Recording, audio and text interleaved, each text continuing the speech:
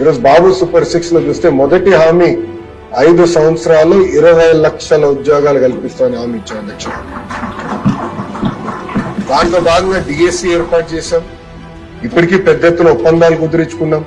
Speed of doing business లో private రంగంలో కూడా పెద్ద ఎత్తున ఉద్యోగాలు ఉపాధి కల్పించే దిశగా ప్రజా ప్రభుత్వం పనిచేస్తుంది అధ్యక్ష. దాంట్లో భాగంగా స్కిల్డ్ మ్యాన్ పవర్ ఏదైతే అవసరం ఉందో అది కూడా మేము అందరం కోఆర్డినేట్ చేసి అందించాలని ఒక లక్ష్యంతో మేము పనిచేస్తున్నాం అధ్యక్ష. రాబోయే రోజుల్లో ఐటీ ఎట్లయితే గ్రో అవుతుందో అదేవిధంగా ఎలక్ట్రానిక్స్ మ్యానుఫాక్చరింగ్ లో పెద్ద ఎత్తున అవకాశం ఉంది.